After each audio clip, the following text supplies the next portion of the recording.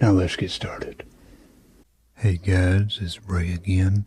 Gonna be playing through Star Wars Episode 2, Attack of the Clones. You start off playing as Anakin, and you're on Corissant here. This level's called Corissant Rooftops. Basically, you're trying to track down the bounty hunter that tried to assassinate Queen Amidala / Padme. And one of the things I think you'll notice when you first start playing this game is the strange control scheme that it has. To swing your lightsaber, you have to hold down the A button, then move the D-pad in the direction you would like for it to swing. And that can be a little bit confusing when you first start playing this game. You also have the ability to reflect blaster shots with the R button, and if you want to use your force abilities, you can use the L button, force jump, and later on you can do a force push and things of that nature. One of the problems with this game, though, that I've noticed is some of the platforming is a little tricky at times. You almost have to use the force jump in a lot of these areas. It's almost mandatory, or perhaps it is mandatory, I don't know. And here's another issue I have with this game is the checkpoint system. If you fall off a ledge or you get killed by an enemy or something like that, you have to start the level back at the beginning from what I've noticed. There might be some checkpoints in some of the later ones that I just missed. But from my understanding, there's not a lot of checkpoints in this game, and that's a disappointing factor. Just waiting for this platform to come into reach, or you can just jump over it with the force. It's up to you, I guess. I will say not a whole lot happens in these levels that you traverse. It just kind of moves along and you fight some enemies and then you do some platforming, but that's basically the gist of it. And that's not a bad thing. That can be a really good thing. It all depends on how you look at it. Little pose at the end. You move right along and then you get the password for the next level, and it's kind of funny looking at these password systems, so old school, but it was a part of our lives back in the day. And you get these little cutscenes from the movie and tells you what's going on. Now we're in this chase scene. I don't know if you guys remember this part from Attack of the Clones, but yeah, these chase scenes, they're not too difficult at all, really. You have a timer up there, you see it at the top in the middle, and you just try to survive for that amount of time and then the level's over. Pretty basic, I guess, but these aircrafts will crash into you and take your health down, so you want to watch out for those and get any health upgrades that you find along the way. But overall, not too bad. Got victory. We're on level 3, downtown Coruscant, supposed to chase down the bounty hunter, and she'll shoot at you every time she sees you. Have to be careful with that. You want to try to reflect her shot. Comes out of nowhere though, so it's kind of a tricky timing there. And basically all this level is chasing her down, and it goes on for quite a while. And eventually you'll catch up to her, and that'll be the end of the level. You can also kick in the air if you jump and hit the attack button at the right time. You'll be able to kick these enemies, and it's a pretty powerful kick. Does as much damage as the lightsaber does for some reason. Here's the end of this level. And just going through the story here, and it's talking about how Obi-Wan is headed towards the planet Camino, the cloning facility.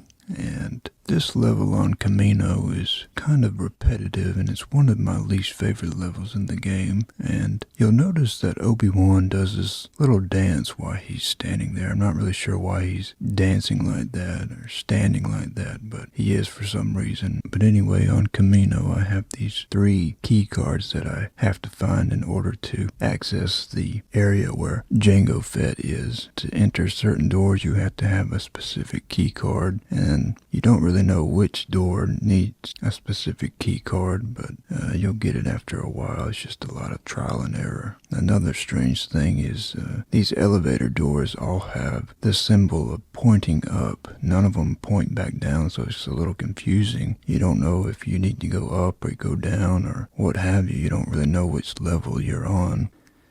Going in this first door here is pretty much the only one that's available at first. And you have these Camino guards, I guess you could call them, and a lot of these doors pretty much pointless. They don't lead to anywhere. They have no value to offer you, so I would just ignore them if I were you. And you'll find these boxes, and get the first key card in that green box. But moving right along here, here's another elevator that seems to head up as well. You do have these little areas right here where you can see outside of Camino, the stormy weather and all of that. But other than that, it can look all quite familiar. You gotta be careful, you gotta jump at the right spot, otherwise you'll fall off the platform and have to start over. But 2 down and 1 to go to reach the area where Django Fett is holding up. And you can maybe tell at the top there's a crate up there with another key card, and just need to use my force jumping abilities to work my way up there. It's actually raining outside my window right now.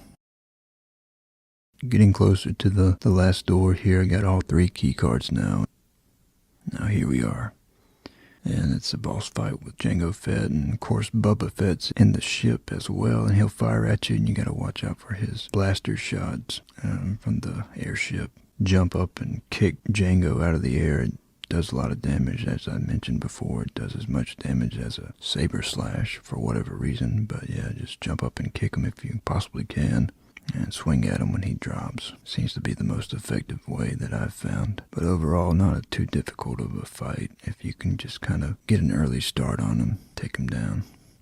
And this is the Geonosis asteroid belt, and pretty similar to the chase scene on Corissant. It's basically the same thing. You just got a timer up at the top, and you just got to survive until that time limit runs out. And here we go. We're at the end now. It wasn't too difficult overall.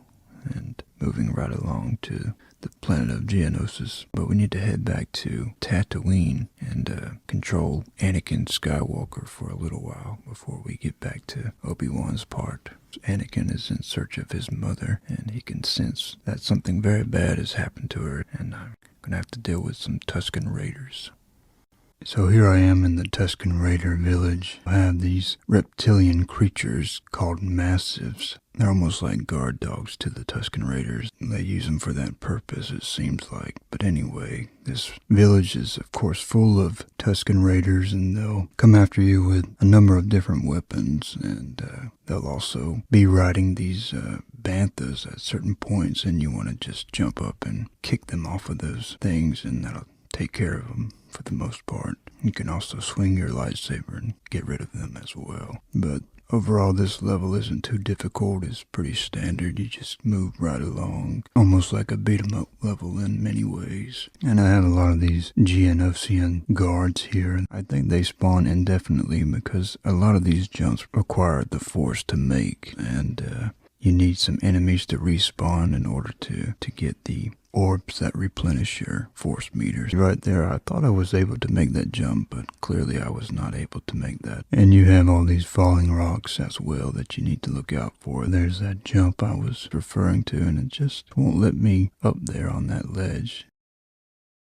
And there I was able to make it right there, and it took me a while to get that one down, but you guys should have no problem with it if you're playing through this game. It's a very vertical level in general. You're just kind of moving up and up and up until you reach the end. Just got to get up to this platform, and then you'll make a pose, and that'll be the end of the level, thankfully. Anakin and Padme receive a message from Obi-Wan saying he needs help on Geonosis, so Anakin's off to the rescue, so to speak.